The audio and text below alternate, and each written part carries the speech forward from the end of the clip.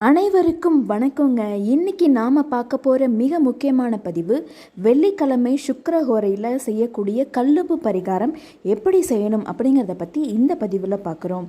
இந்த பதிவில் முக்கியமாக நம்ம பார்க்க போகிற 4 விஷயம் என்ன அப்படின்னா, இந்த கல்லுப்பு பரிகாரம் என்ன பலன், அது மட்டும் இல்லாமல் இந்த பரிகாரத்துக்கு என்னென்ன பொருள் தேவை, எப்படி செய்யணும், இதை எப்படி நம்ம டிஸ்போஸ் பண்ணணும் அப்படிங்கிறத பற்றின 4 விஷயங்களை பற்றி பார்க்க போகிறோம். வெள்ளிக்கிழமை அப்படின்னாலே மகாலட்சுமி தாயாருக்கும் சுக்கிர பகவானுக்கும் உகந்த நாள். அது மட்டும் இல்லாமல் இன்றைக்கி 30ஆம் தேதி 3+0 அப்படிங்கிறது பார்த்திங்கன்னா மகாலட்சுமி தாயாருக்குரிய எண்ணாகும். அது மட்டும் இல்லாமல் ஆவணி 14 அப்படிங்கிறது 1+4 5 5 அப்படிங்கிறது குரு பகவானுக்கு உரிய ஒரு எண். இதனால் இன்றைக்கி நாம் இந்த கல்லுப்பு பரிகாரத்தை செய்கிறதுனால நமக்கு என்னென்ன பலன்கள், இதை எப்படி செய்யணும் அப்படிங்கிறத பற்றி வீடியோக்குள்ளே போய் பார்க்கலாம். இப்போ தான் நம்ம வீடியோவை முதல் தடவையாக பார்க்குறீங்க அப்படின்னா மறக்காமல் சேனலை சப்ஸ்கிரைப் பண்ணி சப்போர்ட் பண்ணுங்கள். பக்கத்தில் இருக்க பெல் ஐக்கானை கிளிக் பண்ணிங்கன்னா தான் நான் போடுற நோட்டிஃபிகேஷன் உங்களுக்கு வந்து சேரும். சரி, இந்த கல்லுப்பு பரிகாரம் எந்த நேரத்தில் செய்யணும் அப்படின்னா, வெள்ளிக்கிழமை தோறும் சுக்கிரஹோரை அப்படின்னு சொல்லக்கூடிய காலை 7லேருந்து 8, மதியம் 1லேருந்து 2, மாலை 8லேருந்து 9 இந்த 3 நேரத்தை பயன்படுத்தி நீங்கள் இந்த வழிபாடை நீங்கள் செய்யலாம். இதை நீங்கள் மதிய நேரம் செய்யறத மேக்சிமம் தவிர்த்துருங்க. காலையில் செய்யுங்க, இல்லைன்னா இரவு 8லேருந்து 9 மணிக்கு செய்யுங்க. இந்த வழிபாடுக்கு தேவையான பொருட்கள் அப்படின்னா, ஒரு பீங்கான் பவுல் எடுத்துக்கோங்க. பீங்கான் பவுல் இல்லை அப்படின்னா ஒரு பெரிய மண் அகலாக இருந்துச்சுன்னா அதை எடுத்துக்கோங்க. இந்த பிளாஸ்டிக்கு, இந்த எவர் சில்வர் இந்த மாதிரியான பாத்திரங்களை தவிர்த்துருங்க. ஒரு பவுல் எடுத்துக்கோங்க. கண்ணாடி பவுலாக இருந்தால் ரொம்ப சிறப்பு. இல்லை அப்படின்னா கொட்டாங்குச்சி எடுத்துக்கோங்க.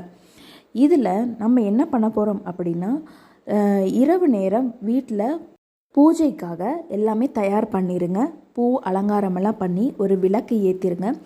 ஏற்றினதுக்கப்புறம் உங்களுக்கு பண பற்றாக்குறை, பண கஷ்டம் தீரணும், கடன் தொல்லை தீரணும் அப்படிங்கிறதுக்காக 2 கை நிறைய உப்பு எடுத்துக்கோங்க. கல்லுப்பு, சமையலுக்கு பயன்படுத்திகிட்டு இருக்க உப்பு எடுத்துக்காதீங்க. தனியாக புதுசாக ஒரு பேக்கெட் வாங்கி எடுத்துக்கோங்க.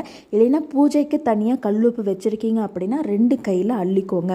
கல்லுப்பு எடுக்கும் பொழுது சிந்தாமல் எடுத்துக்கோங்க. எடுத்துட்டு உங்கள் பூஜை அறைக்கு கீழே உட்காந்துக்கோங்க. உட்காரும் பொழுது கிழக்கு, மேற்கு, வடக்கு திசையை நோக்கி உட்காந்துக்கோங்க.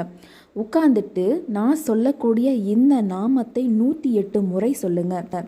ஓம் ஸ்ரீம் நம அப்படிங்கிற மந்திரத்தை 108 முறை சொல்லுங்கள்.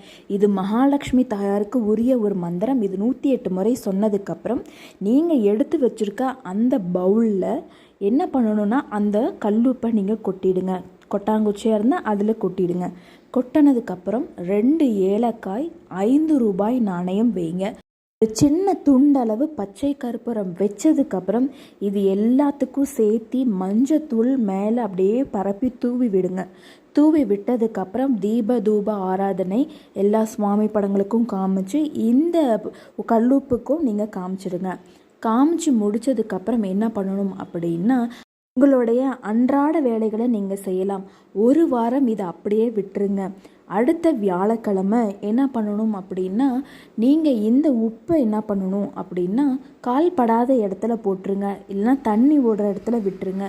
எதுவுமே செய்ய முடியல அப்படின்னா சிங்க் இருக்கு இல்லைங்களா, அதில் அப்படியே தண்ணி திறந்து விட்டுருங்க. அதுக்கப்புறம் என்ன பண்ணால் பச்சை கற்பூரம், ஏலக்காய், 5 ரூபாய் நாணயம், இது 3த்தையும் நீங்கள் ஒரு மூட்டையாக கட்டி உங்கள் வீட்டினுடைய நிலைவாசல் இருக்கு இல்லையா, அதில் கட்டி விடுங்க. அது எப்போ நம்ம கட்டணும்?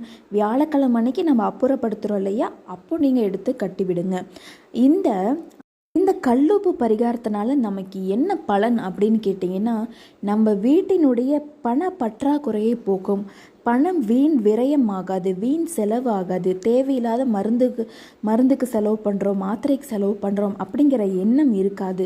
அதே போல் வீட்டில் உள்ள எதிர்மறை ஆற்றல் ஒழிஞ்சு நேர்மறையான ஆற்றல் வந்து நம்ம வீட்டில் ஏற்படும். இதனால் பண பற்றாக்குறை, நம்மளுடைய செல்வ நிலை உயரும், சகல ஐஸ்வர்யம் நமக்கு கிடைக்கும் அப்படிங்கிறது ஒரு ஐதீகம். இது போன்ற நல்ல பதிவுகளை நீங்கள் பார்க்கும் பொழுது உங்களுடைய உற்றார் உறவினர் நண்பர்களுக்கு ஷேர் பண்ண மறக்காதீங்க. மறக்காமல் நம்ம சேனலை சப்ஸ்கிரைப் பண்ணிக்கோங்க. மற்றும் ஒரு பதிவில் சந்திப்போம். நன்றி, வணக்கம்.